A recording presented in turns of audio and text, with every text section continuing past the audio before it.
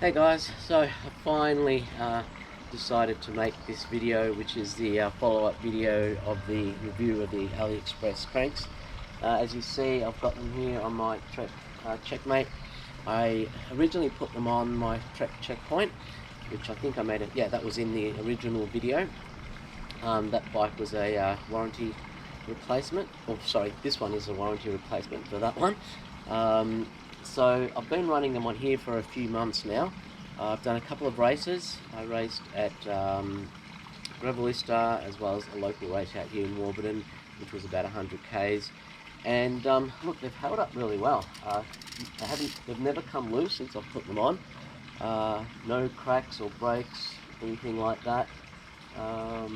They feel really stiff, like if you're out of the saddle going up a steep climb or whatever, they feel really stiff. And that could also be because they are a 165, so that adds to the rigidity of the cranks, but they definitely feel really good.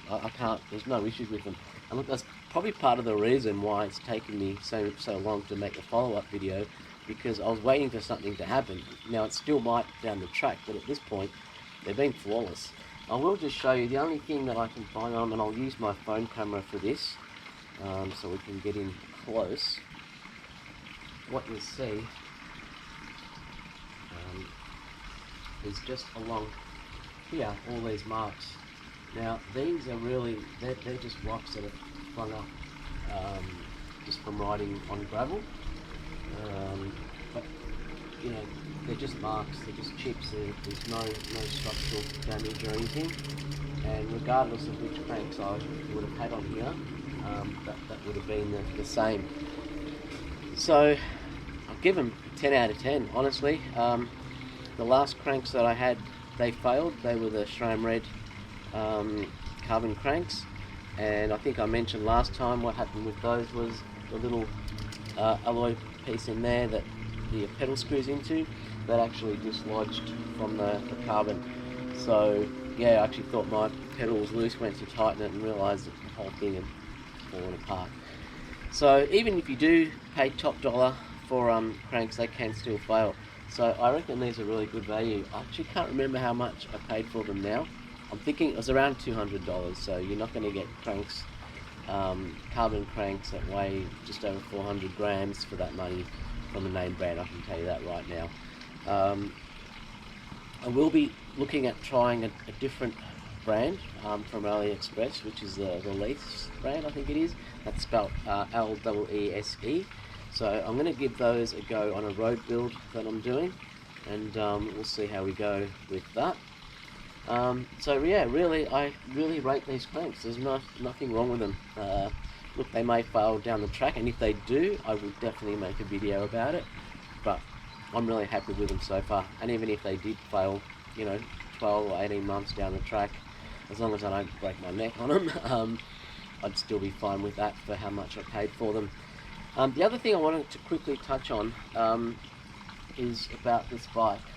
Now, I've been really happy with it, this frame, but if you remember last time, the reason that I got this was because it was a warranty replacement on my previous checkpoint.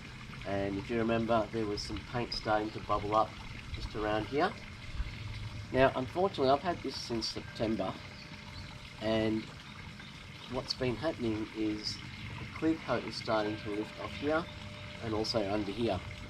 Now, I don't know if this is a common problem with Trek bikes.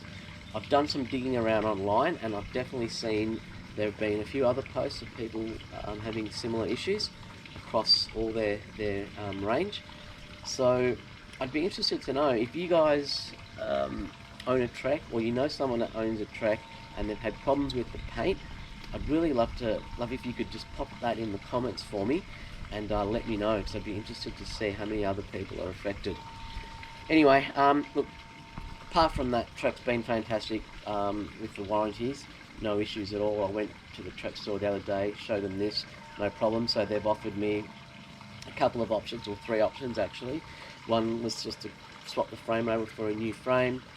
The other was a credit of $4,200. Now, I was hoping that credit could have been used anywhere, because I would have used it to upgrade the group set on this bike. but you have to use it on another frame or another bike in the store. Um, the third option, which I wasn't interested in at all, was for them to take it and do a full respray. Given that I'd be without the bike for a while, I wouldn't see that as an option at all. So anyway, I'm gonna get a new frame and see if I can get a deal on a group set as well, or at least I wouldn't mind just some new levers and a derailleur for this. This is still running the SRAM rival off my original checkpoint, so it would be nice to get the new Explorer derailleur at least, and maybe upgrade to the SRAM Force or Red derailleur and levers. But anyway, we'll see how we go. Okay, that's basically it for this short video. Racing crit tomorrow out at Holloway Drive with Easton. That'll probably be my last crit for a little bit. Then I'll have a little bit of time off, maybe a week off the bike, and then slowly start building some base for the road series with Eastern Cycling Club. That's the Toughen Up series in May, and that'll be run over, I think it's 5 rounds over every Saturday in May. One of the Saturdays they actually have 2 rounds, it's two crits. Yeah, looking forward to doing that. I had a ball doing it last year, but last year I did it in B grade. This year I'm probably going to have to do it in A, which I'm not keen on. So I really need to shed some weight quickly and up my climbing power a little bit just to stay in the race, to be honest.